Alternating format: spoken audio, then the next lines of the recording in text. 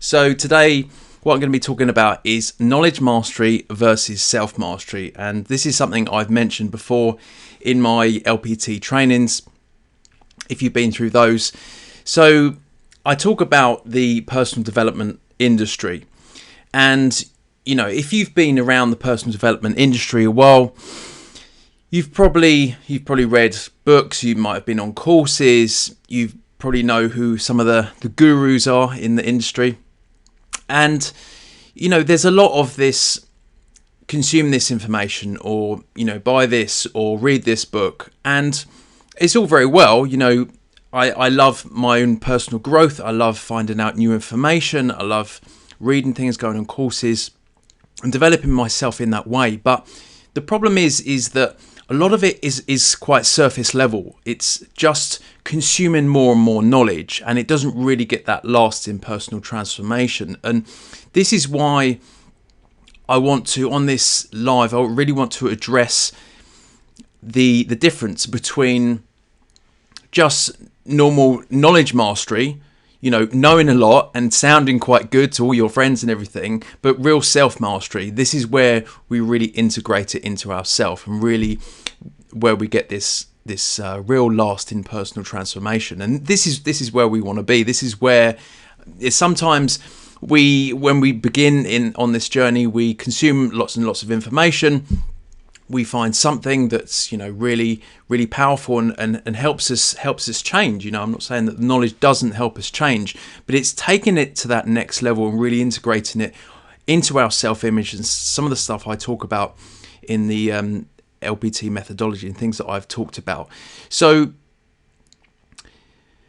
let's talk about So this is the problem, because consuming more and more information onto our old self is, if we've got these same patterns running underneath, these patterns of self-sabotage, these things that we're doing that are not good for our growth, then we have an intellectual understanding of the things that we should do, but we're not congruently doing it at a level of our self-image. This is why I talk about, this is one of my 3 keys to lasting transformation in the LPT guide, is this inner shift, this making it this level of change congruent with our identity. And this is really the level of self-mastery. So the things that we are consuming, we are implementing, and we're getting real change. We're not just understanding something on like an intellectual level, it's really allowing it to come part of who we are, and that's where the change comes in. So really, I'll go a bit into some of the 3 keys to lasting transformation that I mentioned in the guide into a bit more detail, because that guide isn't very long, and it's because I've just really stripped out all the fat and just been like, this is what you need for lasting transformation. And I'll cover a bit more why, because again, I can mention these things and you might have a congruent understanding, an intellectual understanding of what I'm talking about, but it takes a few different processes to actually make it part of your self-image and part of who you are. But really, this whole process is really to get this level of lasting transformation. It's really this process of engaged neural conditioning, and this is when you probably understood this, that repetition is how we get change. Repeating things over and over again, this is how we learn things. This is how the brain works, the neural connections in our brain. This process of repetition is part of how we get this lasting change. And if we're consuming specific content that is transformational content, again, this is another thing I mentioned in some of my trainings, transformational content, not just any old content that's out there, any old information, any old knowledge, specific information.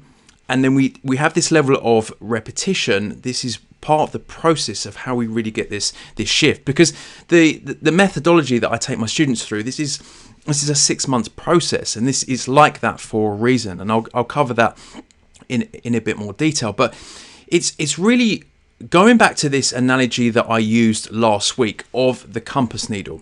So with the compass analogy, you have your default north, and the compass analogy is a bit like to understand the conscious and the subconscious mind. and you will have a default north.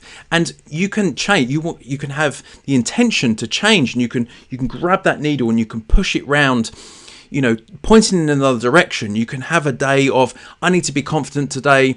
I'm gonna do some exercise. I'm gonna do some stuff because I've got a job interview later. And you can do all these things in the moment to change your state, to get you into that right mind frame, to be pointing your compass needle in that direction. And that's fine for that day. And a lot of these things in the moment, these tools and techniques to change our state, that they're really useful. But the problem is with the mind, it's very habitual. A lot of our thought process, like 95% of it, is habitual. So as soon as you're not consciously having that intention, it will spring back to your default north. And this again brings us back to this neural conditioning. We need that repetition to engrave that compass needle in the direction of where we want to go. And that becomes our new self, our new self-image. And this is a process of repetition to really engrave that neural conditioning. So this brings me on to why I mention this with the 3 keys to lasting personal transformation, because these 3 keys, and if you haven't gone over that guide or if you can't remember them, I'll cover them again here. These 3 keys are 3 of the things that I really think are what I've noticed with being in this industry a number of years, the main things that will really get changed. And it's not just the things that I've implemented in my own personal growth, but other people I know in the industry, other students, other people I've known who've been through the same processes and have got this lasting change. And it's really, and people from completely different backgrounds, completely different things that they're dealing with. And, these are the 3 things that really stood out to me.